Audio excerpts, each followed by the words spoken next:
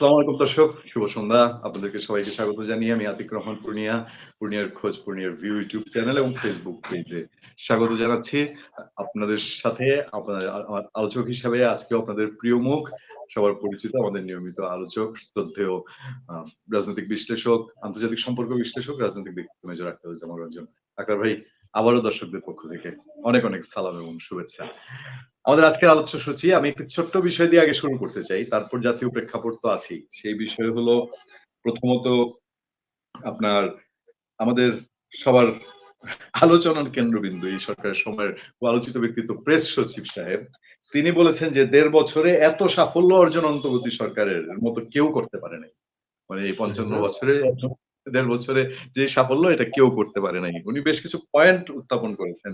শান্তি ও স্থিতিশীলতা, মার্কিন শুল্ক অগ্রগতি, রেকর্ড আইন প্রণয়ন, ঐতিহাসিক রাজনৈতিক প্ল্যাটফর্ম, বিচার বিভাগ শক্তিশালী, বিদেশি বিনিয়োগ, পররাষ্ট্রনীতির নতুন কাঠামো, অর্থনৈতিক স্থিতিশীলতা, জবাবদিহিতা, গুম ও রাজনৈতিক সহিংসতার অবসান, সংস্কৃতির জাগরণ, নিরাপত্তা সংস্কার, মত প্রকাশের স্বাধীনতা। এইসব পয়েন্ট তুলে ধরে বলছেন যে এইসব ক্ষেত্রে এই সরকার যে উন্নতি করেছে, আমি হেডলাইন করেছি, না লিখেই পারলাম না। দেশের এত শনৈ উন্নতি আমরা রাখিব কোথায়? তো যাক, বাস্তব প্রেক্ষাপট আপনার মুখ থেকে আমরা শুনতে চাই। আমরা আলোচনা করতে চাই, নিরাপত্তা উপদেষ্টা গেছেন একদিন আগে। তার যাওয়ার কথা ছিল আগামীকাল।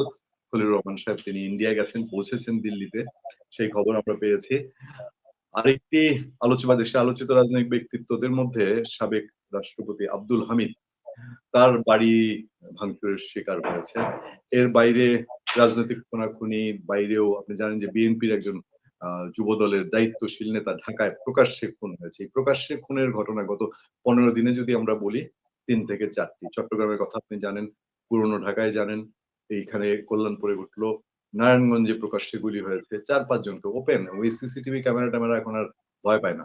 ওপেন এসে পিস্তল বের করে গুলি করে যাচ্ছে। যদিও প্রেস সচিব বলছেন যে স্থিতিশীলতা, আইন শৃঙ্খলা উন্নতি হয়েছে। মেজর আখতারুজ্জামান রঞ্জন, কোথায় আছি আমরা, কোথায় যাচ্ছি? দেশের ভবিষ্যৎ কি এই সিচুয়েশনে, আইন শৃঙ্খলার এই পরিস্থিতিতে? নির্বাচন হবে আপনি আশাবাদ ব্যক্ত করছেন, আমরাও আশাবাদ রাখতে চাই নির্বাচন হওয়া খুব প্রয়োজন। কিন্তু এইসব সিচুয়েশনে কতটা আনসারদেরকে ১৭,০০০ শটগান দেওয়া হচ্ছে। সার্বিক বিষয়ে আপনার মূল্যায়ন আশা করছি মেজর আখতারুজ্জামান রঞ্জন। ও সরি, আসসালামু আলাইকুম। আরেকটা পয়েন্ট অবশ্যই গুরুত্বপূর্ণ, খুবই গুরুত্বপূর্ণ, সেটা হচ্ছে বন্দর। বন্দর নিয়ে এতদিন মানুষ মুখ বন্ধ করেছিল। প্রধান উপদেষ্টা বলেছিলেন বন্দর দেয়ার যদি কেউ বিরোধিতা করে তাকে প্রতিহত করার জন্য শ্রমিকরা রেগুলারলি মশাল মিছিল করছেন। অন্তত কমিউনিস্ট পার্টি রাস্তায় নেমেছে। বন্দর কি দিয়ে দেওয়া হচ্ছে? ধন্যবাদ আতিক। আসসালামু আলাইকুম। আবারও ধন্যবাদ তোমার অনুষ্ঠানে আমাকে আমন্ত্রণ জানানোর জন্য। তোমার মাধ্যমে তোমার দর্শক শ্রোতাদেরকে আমার সালাম জানাই। আসসালামু আলাইকুম। যে যেখানে আছেন ভালো থাকবেন, সুখে থাকবেন, শান্তিতে থাকবেন, নিরাপদে থাকবেন। আমি প্রথম চট্টগ্রাম বন্দর থেকে বলি। শ্রমিককে জিজ্ঞাসা করে কি আমি আমার জমিতে ধান লাগাবো?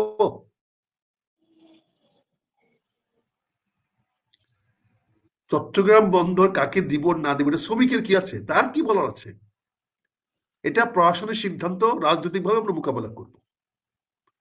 শ্রমিক কি বুঝে কোন বন্দর কিভাবে চলবে না চলবে? এই করে করে মাথায় তুলতেছি আমরা শ্রমিকদেরকে।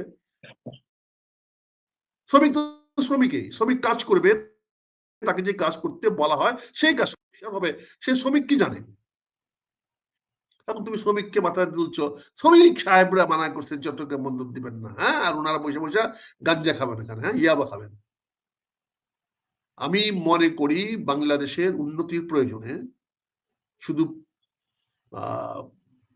বন্ধন নয়, আমাদের দেশে উন্নয়নের জন্য বিদেশি বিনিয়োগ প্রয়োজন, আমাদের ক্যাপাসিটি বিল্ড আপ করার জন্য বিদেশি প্রয়োজন। সবকিছু সরকারের সমালোচনা করতে পারতে কোনো মানে হয় না। এই সরকারে আরো অনেক আগে উচিত ছিল এই বন্দর, বিদ্যুৎ, অবকাঠামো, যেগুলাতে বড় বড় বিনিয়োগের প্রয়োজন পড়ে, যেগুলো আমেরিকারও একসময় বিদেশ থেকে বিনিয়োগ নিয়ে কাজ করেছে।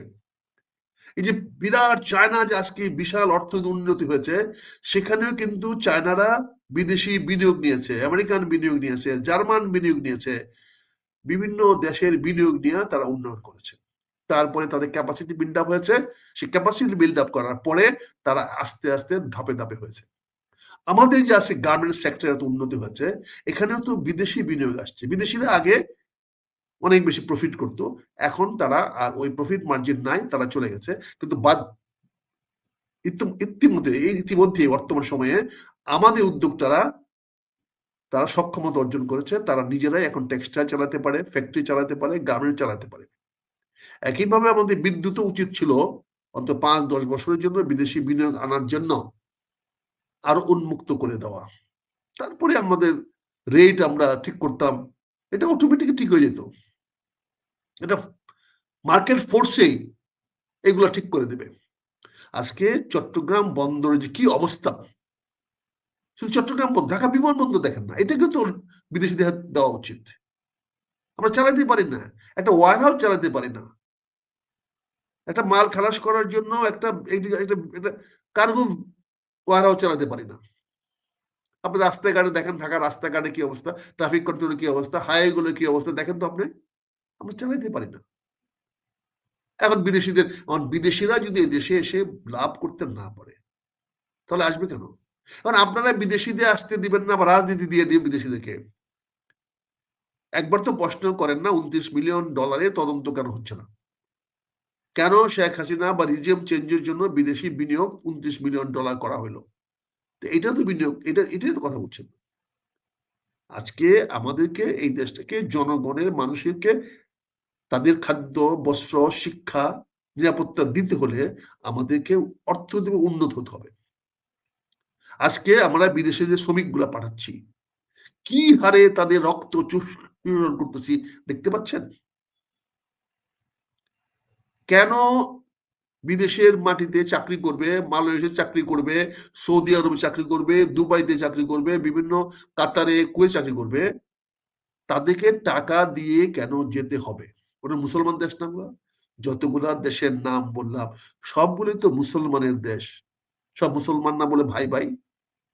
তবে ওই সমস্ত দেশে যেতে হলে আমাদের টাকা দিতে হয় কেন? ওখানে ইসলামিক চেতনা কাজ করে না? আমাদের শ্রমিকদের কাছ থেকে কেন টাকা নিতে হবে? বরঞ্চ উল্টো আমাদের শ্রমিকদেরকে টাকা দেওয়া উচিত। তাদেরকে এখানে শিক্ষা প্রশিক্ষণ দেওয়া উচিত। বাংলাদেশে এখানে প্রশিক্ষণ কেন্দ্র করা উচিত। সৌদি আরব বলেন, কাতার বলেন, কুয়েত বলেন, ফ্রান্স বলেন, জাপান বলেন, কোরিয়া বলেন, মালয়েশিয়া বলেন, সিঙ্গাপুর বলেন, যেখানে যেখানে আমাদের লোকেরা যাবে কাজ করতে, তাদেরকে বাংলাদেশে প্রশিক্ষণের ব্যবস্থা করতে হবে এবং সে বিনা পয়সা প্রশিক্ষণ করে তারা যাবে। এটা বাংলাদেশ সরকার ব্যবস্থা করবে। এটাও তো আমরা শোষণের জন্য আমাদের বিভিন্ন দালালদের হাতে তুলে দিয়েছি। তখন দেখেন না শ্রমিক ভাইরা, তখন বুঝেন না। কাজেই কথা বাড়াবো না আজকে। এই শ্রমিক কি বলতো না বলো, শ্রমিককে জিজ্ঞাসা করে আমি আমার মিল ফ্যাক্টরি করি না। শ্রমিককে জিজ্ঞাসা করে কেউ গার্মেন্টস ফ্যাক্টরি করে নাই। শ্রমিককে জিজ্ঞাসা করে কেউ ওই প্লাস্টিক ইন্ডাস্ট্রি করে না। শ্রমিককে জিজ্ঞাসা করে কেউ বাস কেনে না। ড্রাইভারকে জিজ্ঞাসা করে কেউ বাস কেনে না। হেল্পারকে জিজ্ঞাসা করে কেউ বাস কেনে না, ট্রাক কেনে না। ট্রাকের ড্রাইভারকে জিজ্ঞাসা করে, যে ট্রাকে মাল উঠাবে তাকে জিজ্ঞাসা করে কেউ ট্রাক উঠে না।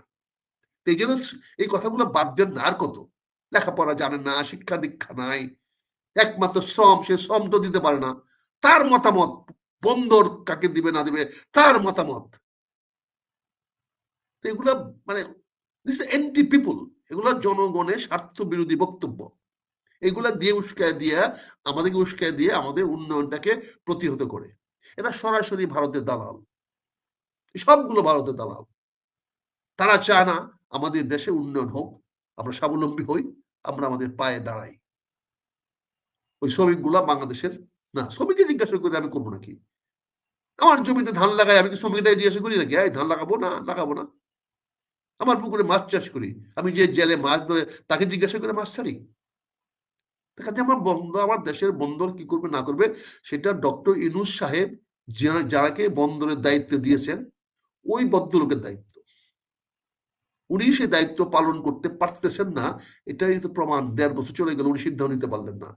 যারা সিদ্ধান্ত নিতে পারেন না, সিদ্ধান্ত নেওয়ার ক্ষমতা যাদের নাই, তাদেরকে দায়িত্বে রাখার কোনো প্রয়োজন নাই, কোনো মানদণ্ডে রাখা যায় না, উনি যেই হোক। ডক্টর ইউনূস সাহেবের একই অবস্থা।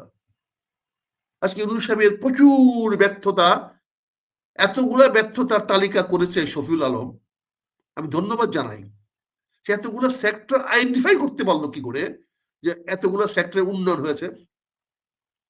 তার মানে সারা বাংলাদেশের মানুষ প্রকাশ্যে অপ্রকাশ্যে বলছে এই জায়গাগুলোতে ডক্টর ইউনূস ব্যর্থ হয়েছে। এই ব্যর্থতার কথা জনগণ তুলে ধরেছে বলেই, সংশ্লিষ্ট ব্যক্তিরা প্রতিষ্ঠানগুলো তুলে ধরেছে বলে আজকে শফিউল আলমকে, শফিউল আলমকে নামে আলম না কিংবা জানিও না, তাকে এটা জবাবদিহি করতে হচ্ছে। এই জবাবদিহির মাধ্যমে তো প্রমাণ হয় যে এতগুলো তালিকা তো আমার মুখস্থ করতে মেট্রিক পাস 3 বার করতে হবে, এটার উপর পিএইচডি করা যাবে। শফিকুল আলম কতগুলো তালিকা দিয়েছে, এর উপরে থিসিস লেখা ঢাকা ইউনিভার্সিটি দিলে ঢাকা ইউনিভার্সিটির হুজুর আমাকে, বিসি সাহেব আমাকে পিএইচডি দিয়ে দিবেন। এটি তো মনে রাখা কঠিন। সে বলেছে উন্নয়ন করেছে, তার কথা তো বলবেই। সে যখন বলেছে উন্নয়ন করেছে, তার মানে উন্নয়ন হয় নাই, এটি স্বাভাবিক। শেখ হাসিনা ওদিন বলে গেছে দেশে উন্নয়ন হয়েছে, উন্নয়ন হয় নাই, কারণ সেখানে বলেছিল উন্নয়ন হয়েছে। ডক্টর ইউনূস সাহেবের তথ্য সেক্রেটারি অর্থাৎ প্রেস সেক্রেটারি যে বক্তব্যগুলো দিয়েছেন, এর মাধ্যমে প্রমাণ করে দিয়ে গেলেন ডক্টর ইউনূস সাহেবের বাংলাদেশের কোনো কাজে আসেন নাই। উনি 3টা ওয়াদা করেছিলেন, একটা ওয়াদা করেছিলেন, উনি বলছেন ওনার দায়িত্ব 3টি, উনি 3টি কাজ করবেন। একটি হলো সংস্কার করা, দ্বিতীয়টি হলো বিচার করা, সংস্কার বিচার, এবং তৃতীয়টি নির্বাচন। আল্লাহর কাছে অসীম শুকরিয়া, উনি অত্যন্ত সফল হয়েছেন সংস্কার করার জন্য, আমি তাকে অভিনন্দন জানাই। তিনি সকল রাজনৈতিক দলকে নিয়ে অত্যন্ত ঘটা করে, বৃষ্টির মধ্যে ভিজে কষ্ট করে বাংলাদেশের সংসদের দক্ষিণ প্লাজায় খোলা মাঠে বসে উনি সংস্কারের সনদ দস্তখত করেছেন, সবাইকে নিয়ে করেছেন। অর্থাৎ সনদ সংস্কার নির্ধারিত হয়েছে, সেটা জুলাই সনদ হিসেবে স্বীকৃতি পেয়েছে, এবং সেই সনদের ব্যাপারে উনি প্রেসিডেন্সিয়াল অর্ডারও ঘোষণা করে দিয়েছেন। তার মানে শতকরা শতভাগ সংস্কারের আমরা সফল হয়েছি। এই জন্য অবশ্যই আমরা সবাইকে ধন্যবাদ দিতে হবে। আমি মনে করি ডক্টর ইউনূস এবং সরকারকে তার প্রথম ধাপ সংস্কার করার জন্য ওনাকে ধন্যবাদ দিতে পারি। দ্বিতীয়ত বলেছেন বিচার, অত্যন্ত দক্ষতার সঙ্গে গতকালকে বিচারের প্রথম ধাপ শেষ করেছেন। সাবেক প্রধানমন্ত্রী শেখ হাসিনা এবং তার স্বরাষ্ট্রমন্ত্রীকে ফাঁসি দিয়েছেন। Very good, very good, very good.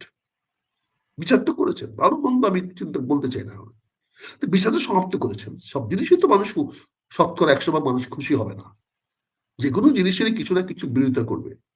আমি এখানে আজকে সেই বিরুদ্ধে যাচ্ছি না, আমি সরকারকে ধন্যবাদ দিতে চাই, তারা বিচার কার্য সম্পাদন করেছে, এটাও তো ধন্যবাদ পাওয়ার যোগ্য। এখানেও তো তারা সফল হয়েছে, কেউ তো বলে না, অস্বীকার করে নাই। তারা দুজনকে ফাঁসি দিয়েছেন, বিচার কাজ সমাপ্ত হয়েছে, বাকিগুলো ধারাবাহিকভাবে চলতে থাকবে, এটাই স্বাভাবিক। তার মানে দুটি ওনার যে কমিটমেন্ট ছিল 3টি, তার মধ্যে 2টি উনি সমাপ্ত করে ফেলেছেন, এবং তৃতীয়টি ওনার সামনে আছে, এবং সেটার জন্য উনি তারিখ নির্ধারণ করে দিয়েছেন ফেব্রুয়ারির প্রথম সপ্তাহে বা 12 তারিখের আগে উনি জাতীয় সংসদ নির্বাচন দিবেন, এবং তার জন্য সকল প্রকার প্রস্তুতি নিয়েছেন। কাজে আমরা অপেক্ষা করে আছি উনি তৃতীয়টা কতটুকু সফলতা অর্জন করেন। আমি মনে করি প্রথম এবং দ্বিতীয়টা যত সফলতা অর্জন করছে, তার চেয়ে অনেক বেশি গ্রহণযোগ্য সফলতা উনি অর্জন করতে পারবেন আগামী ফেব্রুয়ারি মাসের নির্বাচনে। কাজে সেই নির্বাচন দিতে উনি কমিটেড, দেশে বিদেশে সকল জায়গায় উনি বলেছেন নির্বাচন ফেব্রুয়ারি মাসে হবে। আমিও দৃঢ়ভাবে বিশ্বাস করি নির্বাচন ফেব্রুয়ারিতে হবে। এখন আনন্দ উৎসবের মাধ্যমে ফেব্রুয়ারিতে নির্বাচন সংগঠিত হতে পারলেই ওনার তৃতীয় ধাপটা উত্তরণ হবে। ইতিমধ্যে সকল রাজনৈতিক দল সহযোগিতা করার জন্য তারা প্রার্থীর নাম তালিকা করে দিয়েছে। ইসি সাহেব আহ্বান জানিয়েছেন, ওনার একার পক্ষে নির্বাচন করা সম্ভব হবে না, রাজনৈতিক দলের সহযোগিতা চান। আমার মনে ইতিমধ্যে সকল রাজনৈতিক দল ওনার সঙ্গে আলোচনায় বসেছে, কথা বলেছে, এবং সেখানেও তাকে সহযোগিতা করার পূর্ণ আশ্বাস দিয়েছে। কাজে এখানে রাজনৈতিক ঐক্যমত সৃষ্টি হয়েছে যে আগামী মাসে ফেব্রুয়ারিতে নির্বাচন হবে, এবং এই পর্যায়ে ঐক্যমত হয়েছে যে আওয়ামী লীগকে নির্বাচনে আসতে দেওয়া হবে না, তাদেরকে নির্বাচনের বাইরে রাখা হবে। এটু সকল রাজনৈতিক দলের ঐক্যমতে, বিশেষ করে যারা আওয়ামী ঘরানা বিরোধী, তাদের মধ্যে ঐক্যমত হয়েছে যে ফেব্রুয়ারিতে আওয়ামী লীগকে বাদ দিয়া একটি আনন্দমুখর নির্বাচন হবে। জাতি সেই নির্বাচনের জন্য অপেক্ষা করে আছে, এবং আমি মনে করি তার এই উপদেষ্টা পরিষদের যে কর্মক্ষমতা আছে, সক্ষমতা আছে, তারা অবশ্যই ফেব্রুয়ারি মাসে নির্বাচন করতে দেশের শনির দশা, উন্নতি হবে কবে? নির্বাচন হবেই হবেই হবেই।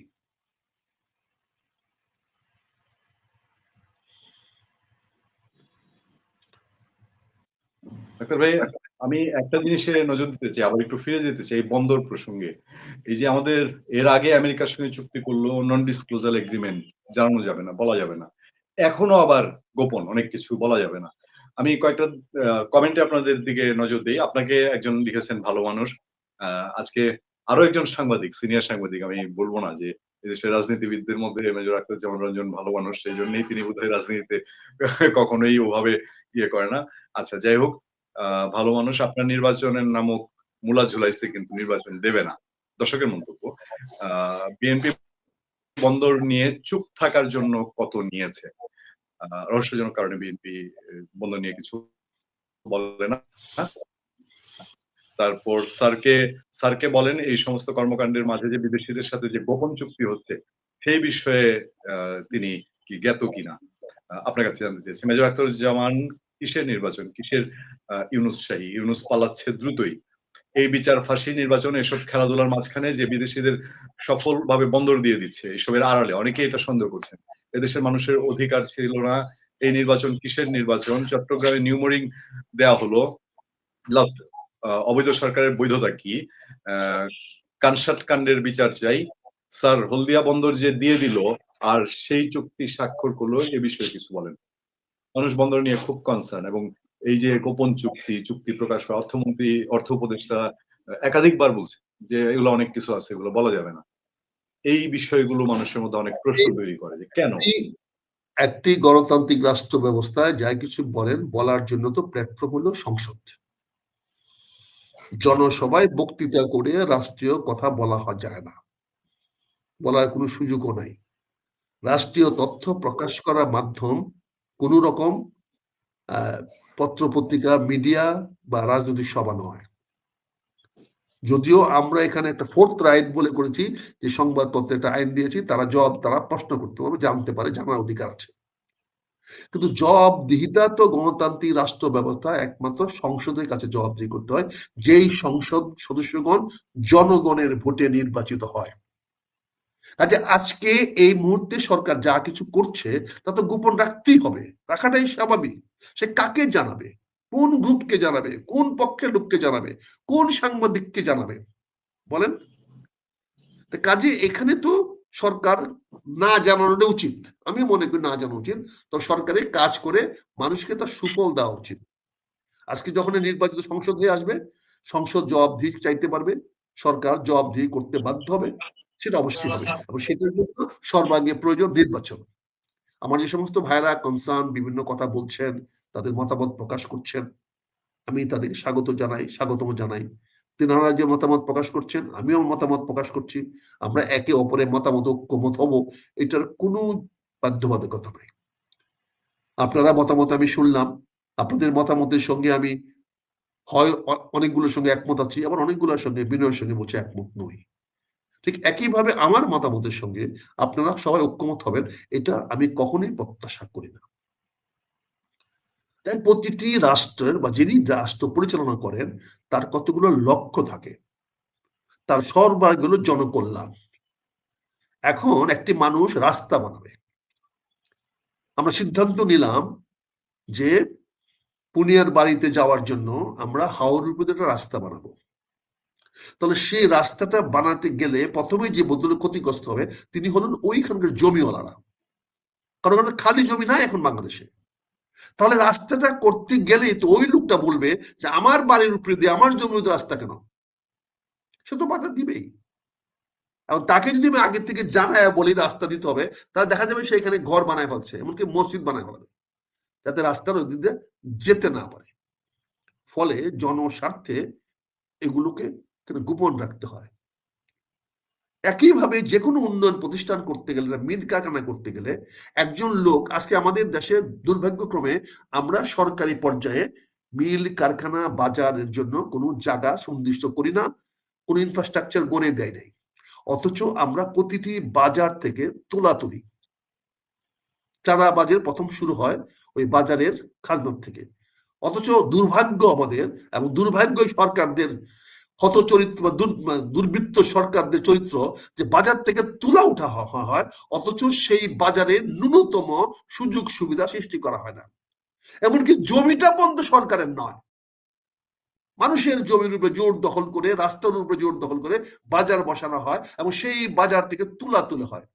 সেটা তোমার ইটনার বাজারে হচ্ছে, অষ্টগ্রামের বাজারে হচ্ছে, মিঠামনের বাজার হচ্ছে। এবং এগুলা করছে কি দুশ্চরিত্র সরকারি কর্মকর্তারা, টিওনো এবং ওই পর্যায়ের কর্মকর্তারা, ওনারা বাজার থেকে বাজার অকশন দেন, মানে বাজার ইজারা দেন। আরে বেটা বাজার ইজারা দেয়, তোকে বাজার থেকে তোর বাপের সম্পত্তি। হ্যাঁ বেটা, বাংলাদেশ সরকার যদি তুই চাঁদা নিবি, কি ফেসিলিটি দিয়েছে বাজারটার মধ্যে? তুই বাজারে কি সুযোগ সুবিধা দিয়েছ যে শুয়োরের বাচ্চা তোরা চাঁদা উঠাবি, তোরা বাজার ইজারা দিবি? তোর বাপের বাজার এটা? কুত্তার বাচ্চারা, বাংলাদেশ সরকার হয়ে গেছে বলেই একটা জায়গার মধ্যে বাজার বাজার ডিক্লেয়ার করে দিয়েই একটা মস্তান ছেলের কাছে ইজারা দিয়ে মানুষের কাছে চাঁদা উঠানো শুরু করে দেন। একটা লোক মুরগি বেচবে, একটা শশা বেচবে, একটা বেগুন বেচবে, আর শুয়োরের বাচ্চারা বাজার নামে ওখান থেকে তুলা তুলবে। এটা নাকি আইন বৈধ? এই যে অবস্থা, এটার বিরুদ্ধে কে কথা বলবে বলেন? কেন আপনি বাজারে তুলা তুলবেন? আপনি যে বাজার উন্নয়ন করতে পারেন নাই, যে বাজারে ন্যূনতম অবকাঠামো নাই, যে জমিটা সরকারের না, জমিটা ভূমি মন্ত্রণালয়ের না, সেখানে চাঁদা উঠাবেন আপনি কে? জমিটা ভূমি মন্ত্রণালয়ের, আর চাঁদা উঠাবে ওই স্থানীয় সরকার মন্ত্রণালয়, ইজারা দিবে স্থানীয় সরকার মন্ত্রণালয়, টাকা যাবে স্থানীয় সরকার মন্ত্রণালয়ে। কেন? এগুলো অন্যায় না? চট্টগ্রাম বন্দরে বাজার দিলে, আরে বেটা তোর তো একটা নৌকাও নাই ঘাটে বিরানোর মতো। আজকে বাংলাদেশে এত বড় বাজার তৈরি হয়েছে, এক্সপোর্ট মার্কেট তৈরি হয়েছে, ইম্পোর্ট মার্কেট, আমার সবকিছু আনতে হয়, পেঁয়াজ রসুন আদা পর্যন্ত আমদানি করতে হয়, কাঁচা মরিচ কিন্তু আমদানি করতে হয়। আমদানি কি তোর বাপের মাথা দিয়ে আনবে? আমদানির জন্য তো বন্দর লাগবে, বন্দর উন্নয়ন করার জন্য টাকা তোর কাছে আছে বেটা? তোর তো বেঁচে থাকার টাকায়, করে খাওয়ানোর টাকায় বাংলাদেশ সরকারের নাই। আর তোর মতামত নিয়ে বন্দর করতে হবে? তুমি জাতীয় নাগরিক হয়ে গেছো, তোমার জনগণের অধিকার হয়ে গেছে বেটা। আর বেটা ভিক্ষা দিলে তুই মারা গেলে, মুসলমান ছাত্র আন্দোলনে মারা গেছে, আজ পর্যন্ত তালিকা করতে পারিনি আমরা। প্রতিদিন একটা একটা করে ছেলে মারে। চিন্তা করেন, মুগ্ধর বাপু আজকে টেলিভিশন টক শোতে কথা বলে, মুগ্ধর ভাই এখন নমিনেশন পায়। কেন? মুগ্ধ ওখানে জীবন দিয়েছে। আরে বেটা জীবন দিয়েছে তোকে এমপি বানানোর জন্য? আই শুয়োরের বাচ্চা, তুই যে নমিনেশন নিতে গেলি, তোকে এমপি বানানোর জন্য কি মুগ্ধ জীবন দিয়ে গেছে? মুক্ত জীবন দিয়ে গেছে সে মানুষের অধিকার প্রতিষ্ঠা করার জন্য, তোকে এমপি বানানোর জন্য তো। আর তোর বাপের চেহারাটা কি সুন্দর হয়ে গেছে, এখন লক্ষ লক্ষ কোটি কোটি টাকা পেয়ে গেছিস তোরা। এগুলো বললে আমরা, এগুলো বলে আপনারা বলবেন আমরা গালাগালি করি। তুই মুগ্ধর ভাই হয়ে তুই কেন নমিনেশন চাবি? কি কারণে? কি যোগ্যতা বলে তোর? ভাইয়ের রক্ত বিক্রি করতে আসছিস তুই এখানে? এগুলো বলা যাবে না। কাজেই সরকার সবাইকে জিজ্ঞাসা করতে হবে না, আপনার কাজ আপনি করেন, ভালো কাজ করলে মানুষ আপনাকে ভালো বলবে। ধান্দাবাদী ছেড়ে চট্টগ্রাম বন্ধ দিতে চান দেন, কোনো অসুবিধা নাই, কোনো সমস্যা নাই, কাউকে জিজ্ঞাসা করতে হবে না। যদি ভালো হয় মানুষ আপনাকে সাবাসী দেবে, ভালো বলবে। পদ্মা ব্রিজ বানান, শেখ হাসিনা যত দোষী হোক, পদ্মা ব্রিজ তো কোনো দোষ নাই, সেটা তো সবাই যাচ্ছে।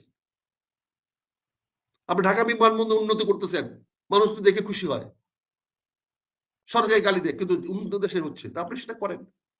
সেটা না করে যদি আপনি এগুলা করেন, এই সমস্ত এনডি ফেন্ডিয়া কোনো ব্যাপার না, সাইন করে আসেন, অসুবিধা নাই, গোপন তথ্য গোপন করেন না, মানুষকে জানায়েন না, যান করেন, কিন্তু দেশের স্বার্থ বিসর্জন দেন না।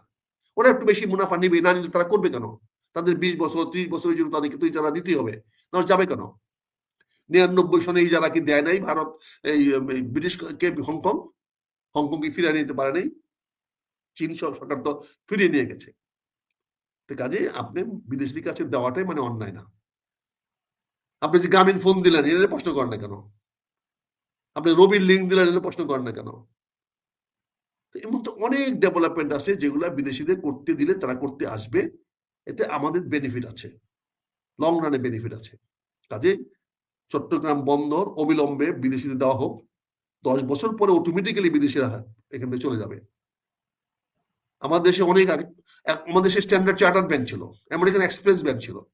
ওই ব্যাংকগুলো কিন্তু এখন আর বিদেশি কেউ এমডিগিরি করতে আসে না, ম্যানেজারগিরি করতে আসে না, এগুলা সব বাংলাদেশের লোকেরা এখন করে। বাংলাদেশে অনেক মাল্টিন্যাশনাল কোম্পানি ছিল, যে মাল্টিন্যাশনাল কোম্পানিগুলোতে এখন কোনো সিও বিদেশির না, সব বাংলাদেশের ছেলেরাই করে। কাজে আমাদের ক্যাপাসিটি বিল্ড আপ করতে দেন, এগুলো চলেন। তারপরে শেষ করতে চাই, আজকে আরেকটি প্রশ্ন আপনি বলেছিলেন যে আমার জাতীয় নিরাপত্তা সাহেব একদিন আগে ভারতে গিয়েছেন।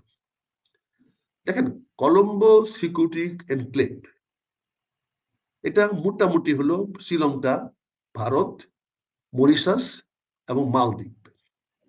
তার সঙ্গে ভারত তার উদ্দেশ্যে, তার স্বার্থে বাংলাদেশকে ইনক্লুড করেছে। এখন আমাকে বলেন, কলম্বো এনক্লেভের সঙ্গে, আমরা তো কলম্বো বন্দর ব্যবহার করি না, আমরা তো পেনাং বন্দর ব্যবহার করি, আমরা তো সিঙ্গাপুর বন্দর ব্যবহার করি। আমাদের জাহাজ ছাড়লে পরে আমাদের দুবাইয়ে যায়, আমাদের জাহাজ তো কলম্বোতে থামে না। তাহলে কলম্বো এনক্লেভ হলো ভারত থেকে মরিশাসে যাইতে, ভারত থেকে শ্রীলঙ্কা হয়ে শ্রীলঙ্কা যাইতে বা মালদ্বীপে যেতে, এইটা এনক্লেভ। এবং সেই এনক্লেভে বাংলাদেশকেও ঢুকাতে চাচ্ছে শ্রীলঙ্কার মাধ্যমে, যাতে আমরা সিঙ্গাপুরে বা দুবাইতে সরাসরি না গিয়া আমরা এখানে একটা দিন থাকি, হল্ট করি কলম্বোতে, তাহলে আমাদের কিছু খরচ বাড়বে, ওদের আয় বাড়বে। কারণ আমাদের খরচ হলেই তো ওদের আয় বাড়বে, এটা তো নিয়ম, একজনের খরচ আরেকজনের আয়, এটা তো অর্থনীতির সিম্পল নিয়ম। কাজেই আপনি বেশি খরচ করতে পারলে আরেকজন বেশি আয় করতে পারবে। আপনাকেও আয় করতে হলে আরেকজনের খরচ করতে দিতে হবে, আবার আপনার কাছ থেকে কেউ আয় করতে হলে আপনিও তাকে তার জিনিস কিনতে হবে। এই এই সিকিউরিটির সঙ্গে কোনো সম্পর্ক নাই। এখানে বদ্ধতার খাতিরে, যেহেতু এটা 7 বছর আগে হয়েছে, এখানে ভারত এবার মিটিং করবে, বাংলাদেশকে দাওয়াত দিয়েছে। বাংলাদেশের প্রথমে উচিত ছিল, প্রথমেই বলা হচ্ছিল যে ভারতের সঙ্গে আমাদের সুসম্পর্ক নাই, শেখ হাসিনাকে যদি ফেরত না দেন তাহলে আমি দিল্লিতে যাব না। খলিল রহমান সাহেবের যদি গার্ডস থাকতো, এই সরকারের আই টু আই কথা বলার যে বক্তব্য হচ্ছে, চোখে চোখ রেখে কথা বলার যে তথাকথিত কথাগুলো বলা হচ্ছে, এইটা বলতে হলে খলিল রহমানের সাহেব উচিত ছিল যে আমি তোমার এখানে আসবো না, কারণ আমার মৃত্যুদণ্ডপ্রাপ্ত, কারণ গতকালকেও তো উনি গেছেন, বুধবার দিন গেছেন, মঙ্গলবার দিন তো অলরেডি তার ফাঁসি হয়ে গেছে। ফাঁসির আসামি যে দেশে আশ্রয় দিছে সে দেশে উনি কিভাবে যান? আরে আমি তো ক্ষুদ্র একটা মানুষ, ভারতের দিল্লিতে দাঁড়িয়ে বলেছিলাম তোমার পানি সম্পদ মন্ত্রী আমাদেরকে যে স্টেট ডিনারে দাওয়াত দিয়েছে, আমি সেই স্টেট ডিনারে দাওয়াতে যাব না, কারণ এই ভদ্রলোক শুক্লা সাহেব মন্ত্রী ছিলেন তখন, এই শুক্লা সাহেব বাংলাদেশে ফারাক্কায় আমাদেরকে পানি দিচ্ছে না। যেহেতু ভারতীয় পানি সম্পদ মন্ত্রী শুক্লা সাহেব এবং তিনিও ভারতের সংসদীয় পরিষদের নেতা, যেহেতু উনার দাওয়াতে আমরা তাজ হোটেলে ডিনার খেতে যাব, সেই ডিনারে আমি যাব না। দিল্লিতে তো আমি 400 এমপিদের সামনে, বাংলাদেশ, পাকিস্তান, সার্ক সব এমপির সামনে, তাদের নেতাদের সামনে, এবং অটল বিহারী বাজপেয়ী শ্রদ্ধেয় নেতা তার সামনে আমি সেই কথা বলেছি যে তোমার ডিনারে আমি যাব না, যেহেতু তুমি ফারাক্কা আমাকে পানি দিচ্ছ না। আজকে আমার ফারাক্কা চুক্তি মেয়াদ শেষ হচ্ছে আগামী বছর। মিস্টার খলিল সাহেব, আপনি কি কালকে বক্তব্য রাখবেন? বৃহস্পতিবারে যে মিটিংটা হবে, সে বৃহস্পতিবারে এই মিটিং এ আপনি বলবেন আমার ফারাক্কা চুক্তির ব্যাপারে কি হচ্ছে, এটার সঙ্গে তো বাংলাদেশের নিরাপত্তা জড়িত। আমার লক্ষ লক্ষ মানুষ, 40 লক্ষ মানুষ পানির জন্য শুকিয়ে মরতেছে পদ্মার 2 পারে, তাদের জন্য কিছু বলবেন? যদি না বলেন তাহলে কেন আপনি এই ভারতে গেলেন? আপনি কি আজকে গিয়ে বলতে পারবেন যে শেখ হাসিনাকে আমার সঙ্গে ফেরত দিয়ে দাও, আমি তাকে নিয়ে যাব, নিতে আসছি? পারবেন বলতে? যদি এইগুলা বলতে না পারেন, খলিল সাহেব, have a shame, have a shame, have a shame. আপনি উচ্চশিক্ষিত মেধাবী মানুষ, আপনি বায়োডাটাতে যদিও গ্রামের নাম নাই, বাড়ি ঘরের নাম জানি না, আপনি কোন দেশি তাও জানি না, শুধু শুনেছি আপনার বাবা মা বনানীতে থাকতেন। আপনি সারা বায়োডাটা সার্চ করেও আপনার জন্মভূমি কোথায় পাওয়া যাচ্ছে না। অথচ বাংলাদেশের নিরাপত্তা, কিন্তু আপনি ফার্স্ট ক্লাস ফার্স্ট এই খবরটা আছে। আপনি পররাষ্ট্র বিভাগে জয়েন করছিলেন বিসিএস পরীক্ষা দিয়ে, সেটা আছে। কিন্তু আপনি কোন গ্রামের থেকে আইছেন, অর্থাৎ বাংলাদেশে আপনার কোনো শিক্ষণ নাই বলে মনে হচ্ছে। কাজে এটা ঠিক করেন, আপনি সিবি ঠিক করেন আগে। আপনি সিবিটাকে জনগণের সামনে জানান আপনি কোন থেকে আসছেন, আপনি নোয়াখালীরা না বরিশাল্লা না আমার কিশোরগঞ্জা না হাওড়ের, এটা করেন। আর পরিশেষে তুমি যেটা বলছো আব্দুল হামিদ সাহেবের বাড়ি ভাঙ্গাটা হয়েছে, এটা একটা রাজনৈতিক খেলা হয়েছে। তোমার চাচা ফজলুর রহমান সাহেব জামাতের বিরুদ্ধে অনেক বড় বড় কথা বলছেন, কথা বলে ওখানে প্রার্থী মনোনয়ন পেয়েছেন। আওয়ামী লীগের ভোটগুলো যাতে তোমার চাচা ফজলুর রহমানের বাক্সে না পড়ে, যাতে ওখানকার মানুষেরা ইটনা অস্ত্রগ্রাম মিটামনের মানুষেরা আব্দুল হামিদ সাহেবকে ভোট ছাড়াও অনেক ব্যক্তিগত ওনাকে ভালোবাসে, অনেক মানুষ, অনেক লোকের বিপদ আপদে, কিশোরগঞ্জের বিপদে আপদে আব্দুল হামিদ সাহেবের ভক্ত, তারা এটা অনেকটা পীরের মতো তাকে ভক্ত করে। সেইখানে এই মুহূর্তে ঘটনাটা ঘটানো হয়েছে একমাত্র কারণে যাতে আওয়ামী লীগের আব্দুল হামিদ সাহেবের পক্ষের ভোটগুলো তোমার চাচা ফজলুর রহমান সাহেবের ধানের শীষের মার্কা না যায়। ফলাফল কি? এই ভোটগুলো যাবে জামাতের পক্ষে। আর আব্দুল হামিদ সাহেবের জ্যাঠাস হলো গোলাম আজম এবং নিজামী, দুজনেরই বেআইন, একই পরিবারের লোক। ওনার শ্বশুর বাড়ির সবাই, আমার গ্রামে বাড়ি, আসমিতাতে বাড়ি, আমার কোটি থানায়, সবাই এ টু জেড জামাত করে। ফজলুর রহমান সাহেবের কপালটা খাইল। উনি হয়তো অস্বীকার করবে, বলবে আমি জানি না। তোমার লোক একজনের বাড়ি ভাঙবে, তুমি জানবো না? তুমি কিসের চ্যানেল বলেন, সরি তুমি নেতা হইলা? কিসের নেতাটা তুমি? তোমার কথা তোমার নেতা কর্মীরা মানবে না, কর্মীরা ইচ্ছা মতো যা খুশি তা করে ফেলবে, আর তুমি বাংলাদেশের নেতা হয়ে যাবা। আরে বাপরে বাপ, নেতারা জায়গা পাও না তুমি। সো এইটা ফজলুর রহমান সাহেবকে এর মূল্য দিতে হবে। আব্দুল হামিদের একটা দুইটা বাড়ি ভাঙিয়ে গেলে কিছু হয় না। এই 10 বছর আগে আব্দুল হামিদের কোনো বাড়ি ছিল না, 15 বছর আগে আব্দুল হামিদের ভাঙ্গা বাড়ি ছিল, কোনো বাড়িঘর ছিল না। এখন 15 বছর হয়েছে, ভেঙে গেছে, আবার হয়ে যাবে না, অসুবিধা তো নাই। বুঝতে পারছেন না? জামাতে আত্মীয় স্বজন আছে, তার শালা মন্দির আছে, তারাই করে দিবে না জামাত ক্ষমতায় গেলে। কিন্তু বিএনপিকে যেন যে বারবার টেপে ফেলানো হচ্ছে, বিএনপিকে নির্বাচনে একটা চমক জামাত দেখাবে, এটা নিয়ে কালকে আলোচনা করবো তোমার সঙ্গে। কালকে আমাকে সময় দিও, জামাত বিএনপিকে কিভাবে চমক দেখাবে, কি প্রস্তুতি নিচ্ছে, এই ব্যাপারে তোমার সঙ্গে কালকে 7টা বা 8টার সময় কথা বলবো। আমি গ্রামে থাকবো, 7টার সময় আমি জনগণকে সাথে নিয়ে কথা বলবো না। তোমার এই টক শোর সঙ্গে এলাকার জনগণও থাকবে, সেখানে চমকটা কিভাবে দিবে জনগণের সামনে নিয়ে সাক্ষী রেখে বলবো না। তো কালকে 7টার সময় তোমার সঙ্গে আবার কথা বলার আমন্ত্রণ দিয়ে, আমি নিজে আমন্ত্রণ দিলাম, কালকে 7টায় আমার দিয়ে তোমার সঙ্গে কথা বলবো, এবং সেখানে এইটাই মূল আলোচনা করব যে জামাত কিভাবে চমক দিতে যাচ্ছে বিএনপি। ইনশাল্লাহ আগামী দেখা হবে, আগামীকালকে তোমার সঙ্গে আমাদের কথা হবে, আলোচনা হবে, এবং 1 ঘন্টা কথা বলবো কালকে। ঠিক আছে? সবাইকে তুমি আমন্ত্রণ জানিয়ে রেখো। ধন্যবাদ। আজকের মতো আমন্ত্রণ ভালো থাকবেন। থ্যাংক ইউ, ভালো থাকবেন জি। আসসালামু আলাইকুম। এখন আমি আরেকটা টক শোতে যাবো লন্ডন।